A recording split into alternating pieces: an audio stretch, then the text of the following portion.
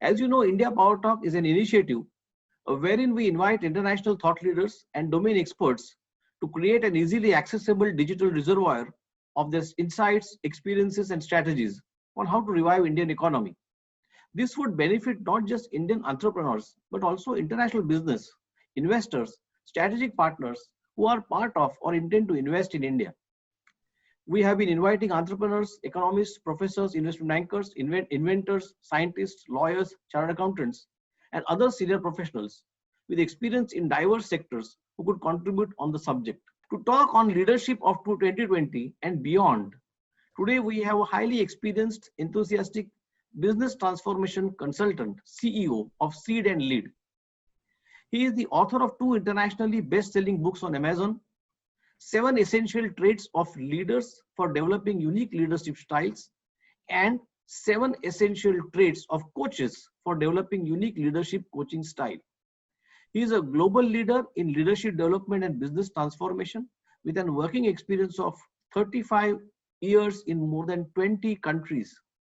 He has worked for 6 Fortune 100 companies in the service industry. As a result of his passion for learning and sharing his business expertise and experience with others, he is a powerful mentor, consultant, coach, author, and speaker. Let me welcome my dear friend, Phil Bohlendar, CEO Seed and Lead on the India Power Talk. Phil, could you begin by giving us your interpretation of the term leadership? And also, could you then quickly give us the highlights of your journey with global leaders? Yes, in fact, I really enjoyed your intro because there was a word that really caught my attention. I believe that leadership is really about creating that vision. So as leaders, we have a responsibility and an accountability to be able to look into the future. I think Bill Gates even alluded to it as well. So for me, throughout my entire career, it was about looking forward, looking to the vision. So my career, as you mentioned, 35 years. So starting in 1982 in a very small town outside of Houston, never dreaming that I would end up being a global leader. However, I was very fortunate to be able to take advantage of opportunities, not only to work domestically outside of the Houston area, but then eventually be able to work outside of the United States, and most notably to be able to work in India, Brazil, Russia, and China. And so that all came as a result of me looking at opportunities to further my career and having a really, really strong network of people who supported the work that I did. Could you share your work experience of even big countries, in particular China and India? The comparison may be useful to share. In 2003, the business coaches that I was working with created a program whereby leaders from the United States went to China. And when we went to China, we were involved in a forum for about 3 weeks with Chinese leaders, US leaders, and Russian leaders. And so it gave me a flavor and an understanding of what it is to work in another country. And to say that I was a sponge is an understatement. I took advantage of every opportunity. I asked questions. I watched everybody. It was a really exciting time. And I will tell you that when I was going through it in 2003, I thought it was a once in a lifetime opportunity. And I never imagined that I would go back and work in China as extensively as I did. And so because I met Russians there, it gave me an opportunity through invitation from them to go to Russia and work in Russia. So that was an amazing opportunity as well, to be in Russia and see firsthand how leaders in Russia lead their organizations. And then I was very fortunate to work for Accenture, and in working for Accenture, my talent development role was a global role, and it allowed me to go to Brazil, and I did work in Brazil for a few weeks, and that was very exciting because I got to go to the cities of Sao Paulo, which are very, very big city, and then I went to Curitiba, which is a much smaller city. So I got a really good sense of what it was to do business in Brazil. And then finally, and most fortunately, I was able to go to India and work in several cities in India and work in outsourcing organizations and call centers. Any specific incidents that you recollect of India? Any good memories of India? Yes, many, many good memories, many good memories. In fact, one of the things that I will tell you is that the hospitality, the warmth, the acceptance, the embracing of me being in India in the offices was really refreshing, because let's face it, when you're a change agent, people aren't necessarily opening the door for you and bringing you in because they have a resistance to change. One of my favorite stories was, I was in a training that was being done for call center attendants. And so they were actually giving them, I guess it was called sensitivity training for American culture. And so this was an opportunity for these call center reps to be able to understand to understand through the training what it was like to interact with Americans on the phone. And so as I was sitting there, it was interesting because everything was spot on. The training was amazing. It was really, I mean, it was a great experience for me. And then the trainer said something, and to this day, I don't remember what it was, but when she said it, I thought, well, we do it a little bit differently. So then I asked my host, I said, is it possible for me to share a little bit of a variance to what she just trained? He said, of course. And they, parted the room, and I went to the front of it, and I looked back, and there was all this engagement. Everyone was just like hanging on every word I was saying. And as a result of that, they all said to me afterwards, what a great opportunity it was to learn from me directly how their people that they talk to on the other end of the line might experience that thing. So I have a lot of really, really good memories. In fact, I'm still in touch with all of my colleagues from when I made my trips to India. Great. Phil, today every organization is operating on a global scale. And I guess, therefore, leadership necessarily will have to be constantly adapting and changing and meeting the requirements of the several countries.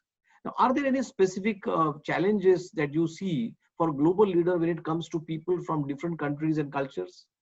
So it was very interesting. I was working with an individual who was from Mexico, and he had responsibilities for working very closely with China, rather. And so what happened was, I was getting word that there was some conflict, that things were not going very well. And so what happened was, I asked him to come into my office, and I sat down with him, and I said, help me understand how you're interacting when you're on the phone or video. And so he went through it, and what I realized was there was a clash of cultures. And so I said to him, I said, I really want you to understand better how to do business with your colleagues in China. And so I asked him to go off and find the books, because there's all these books and research that you can do on understanding how to do business in other cultures. And when he came back to me, he said, I think I know it now. I think I can improve the situation. And so what happened was, I said to him, I said, hand me your business card. And he reached out like this with one hand. And I said to him, I said, you're not ready to do business in China. He said, no. I said, no. And so then I showed him how to hand the card. And he said, I didn't know that. And I said, okay, here's what I want to do. I said, I want you to go to China with me. So sure enough, I took him to China, and I was able to give him a firsthand experience. And in that firsthand experience, when he came back, he truly understood it. Now, that might be an extreme situation, especially now with COVID and whatnot. However, what I believe is that when you ask, when you observe, when you listen, you can see how other cultures do business and how they relate to each other. What is an ideal global leadership style, Phil, according to you, and in particular, maybe the post-COVID-19 situation? Excellent. Thank you for that. I will underpin this by saying that I'm a strong proponent of developing your unique leadership style. I think that being intentional about leadership, especially when it comes to vision and impact on other people, it is absolutely essential that you have a developed leadership style. And for me, a developed leadership style has components that include skills, competencies, and traits. So it's really about being clear about it, being intentional about it, and understanding something as simple as, am I the kind of leader that's going to ask people to do things, or am I the kind of leader who's going to tell people how to do things? And understanding that and making sure that that unique style that you create is working in the environment that you work in. And it's very interesting with COVID, because as a change agent, there were a lot of times where making change was very, very challenging. And I'm happy to say that my leadership style supported making those changes, and it was a great experience. However, when COVID hit, what was interesting was everyone became a change agent. Everyone was figuring out how to do things differently. So instead of me being the, the Lone Ranger as a change agent, now I looked out into the business world and everyone was changing how they were doing business. And so it was really refreshing for me to see that. However, unfortunately, through some of it, there were some missing pieces to it. So for me, whether it's before the COVID, during the COVID, or post-COVID, I think that it's absolutely necessary for a leader to be decisive. And that decisiveness has to be based on facts. The second thing is to be compassionate towards people.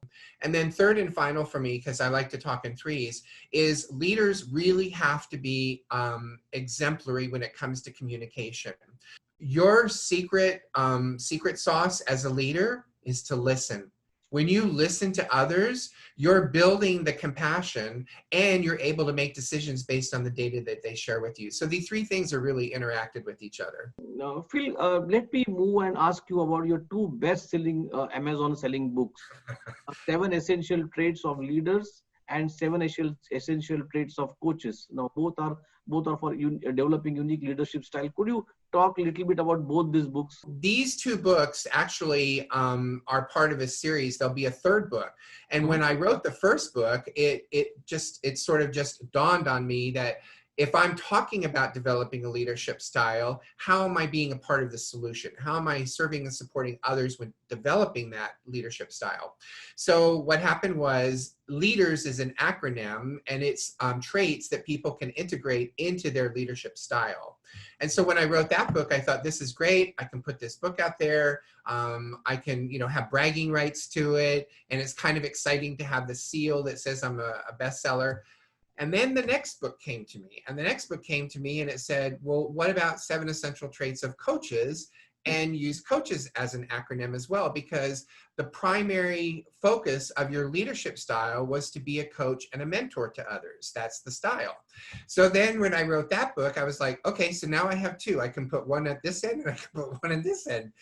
And then I woke up another morning and realized that there's another book, and it's called 7 Essential Traits of Mentors. So now I'm in the process of framing out that book, and we'll release that book this year. And instead of 1 or 2, now there'll be 3 books that will be focused on how individuals can develop their unique leadership style, how they can integrate coaching into that style, and then finally, as a mentor, how can you be a mentor according to those traits? Or if you're a leader looking for a mentor, what are some of the things that you would look for in that mentor? Phil, can you tell us one trait which cuts across all the 3 books? It's listening. It's listening. It really is. And so while it's in the acronym for leaders, it's embedded in the coaches underneath each of the 7 traits. And what I will tell you is I just recently did 2 programs. They're, learning programs where I had an audience of leaders who wanted to learn more about their leadership style. And in both of those, when I talked about listening, what was most interesting for me was that when I shared with them, help me understand, tell me more, is there more? Those 3 phrases in terms of getting people to continue to talk, they thought I gave them the key to the kingdom. They were so amazed that all you had to do was say to somebody, help me understand. Absolutely. Can you tell me more? Is there more you want me to know? It's listening. It's the key to all of it. Yeah, and unfortunately, in my experience, I have seen people listen to respond. People don't listen to understand. Do you think leadership can be taught? And considering the rapidly growing startup world, particularly, do you think that we need to teach leadership right from a school level? Yeah, so a couple things around this, and I'm really glad you asked me about this because I'm a firstborn. I'm a firstborn male in my family, and I did a lot of research throughout my leadership career around what is it to be a firstborn, because in the United States Most of the presidents that have been elected were firstborns. Most of the CEs are firstborns, and that's male and female both. And so there's something inherent about being a firstborn. And when I talk about my leadership style, I do talk about being the eldest of 3 younger sisters, and how that was probably my first leadership role, was leading my sisters and supporting my sisters. So I think there is an opportunity. It's not a guarantee. I think there is an opportunity to have the potential to be a leader right off the bat. However, I think in order to get really, really good at it, to get what I call proficient at it, I think that there is a requirement to be developed. So my first supervisory job, I had no training at all. And so on Friday, I was a frontline employee, and on Monday, I was a supervisor. And I was, where's the training? And there was no training. So I spent my entire career not only looking for the development opportunities, looking for the growth opportunities, looking for the trainings, but I also provided those to others so that they had them. So I think that leaders, there are leaders that can be born. However, the being born is only part of the path. The other path is doing all the development work. And I think that you can be not the firstborn in a family and be a leader through coaching, mentoring, and development activities. And I mean, it's so interesting for me when I look across 35 years and have so much data around how individuals become leaders. Great. You know, as you know, in India, we have almost 6.5 millions of small and medium enterprises, and also, you know, equally large number of startups. You know, India is a young country. Yes. So what, according to you, should be the priority of these enterprises, profits or people? Well, I will tell you, and for me, it's instinctive. I will tell you every time the answer to that question is people. People first, profits follow. And it's an interesting thing because, Nitin, I will tell you, I live in the world of and. So peanut butter and jelly, right? Bacon and eggs. I live in the world of and. There's many people that live in the world of or. And what I mean by that is people or profits. So that's what they ingrain in themselves. The reality is it can be people and profits. Yep. Now, which is the leading? The leading is people. How do I know that? Because each and every time that I worked with people and did the things that I'm telling you that I did as a leader and continue to do as a coach and mentor, people were willing to do the actions, the performance that were required to get to the results that we were looking for. So whenever I would go into an organization that required change, I would look at the baseline. So I would look at all the reports and the financials and understand the baseline. And I would put it aside. I'd develop the plans. I'd work with the leaders. And then periodically we'd look at that baseline and see how we were doing against it. The majority of my attention and action was spent out doing the leadership role, the supporting role, the motivating role, and all of that. It was not laboring over the reports. And what happened was I went into an organization where they were very driven by profits.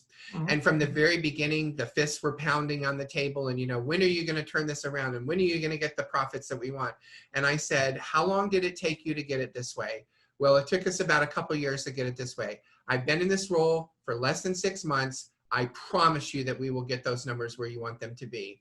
We not only got those numbers where they wanted to be, we also got those numbers lower, which was the better, lower than they wanted them to be, and maintained them. And it was through the relationships with the individuals. And in fact, over the weekend, I looked at the goodbye card from that organization, and the impact and the legacy that I left by working with those people is still real today. And it was about the people first. And I don't mean this to sound flippant. I haven't gotten a letter or a card from the profits letting me know that I've done really well with the profits. How do you see our millennials as next leaders? The millennials, have been the target of a lot of negative press, I'll call it, right? They don't pay attention. They have a gig mentality. They move from one job to the other. Well, here's my take on it. So the baby boomers, who would typically be your mentors and coaches for these young leaders, are leaving at an unprecedented rate. Then you have the Gen X's, and the Gen X's aren't necessarily as skilled and developed, and no offense to them, as the baby boomers were. So then you have these millennials, and people have negative perceptions towards them. I will tell you, I'm working with millennials on several of the boards that I work with here. Millennials are in almost every single one of my training programs that I do. And what I find is that they're focused, they're attentive, they're engaged, they're willing, they're really, really clear about what it is they do and how they do it, down to the niche. And so what I realized was that shame on the baby boomers for not asking the millennials what level of support and what kind of support they wanted from us. And so every time I get to work with a millennial, again, back to the listening, I always ask them, how can I best support you in the role that you're in right now? How can I best support you in developing as a leader? And what's interesting is it's no different than any other group of the population. When you ask them, do you want to be a leader? And they have a clear yes or a clear no, then you can have a path forward. Correct. If you don't ask them, then you don't have a clear path forward. And I will tell you, I'm putting together a program, and everyone that I'm working with is a millennial. There's about 5 or 6 of them. And it's a pure joy. I absolutely enjoy working with them because, as I said, engaged, focused, dedicated. They make the deliverables. So my experience has not been with the stereotype around millennials. And I am really excited that I have the opportunity to not be in one organization developing leaders, but to put myself out there as a business owner to be available to any leaders in the millennial segment. Phil, if I was to ask you just one word or one message about leadership, what that word would be? Get into leadership for all the right reasons. What I saw was too many people get into leadership because of the seduction of the role, the power, and the money. And those right reasons are the balance between people and profits. India by 2030 is going to be the youngest country. What would your advice be to the young population of India? Building on the formal education that you have, really get engaged in talent development, capability development. Really figure out what it is that you need to learn, want to learn to build out that unique leadership style, right? So it's going to be beyond some of the academics and it's going to be more in the practical. So that's one. The other is take risks. Really look for the opportunities in India and throughout the world and take advantage of those opportunities, because those opportunities, I guarantee you, are what's going to continue to propel your career. And then the other thing is, I would invite India to build the bridges and step out there and be the leader, right? Be the model, so that when people start thinking of different aspects of business and leadership, that the first thing that comes to mind is India and the population of leaders in India. Thank you, Phil. Have a great day. Thank you very much, Nitin. I appreciate it all.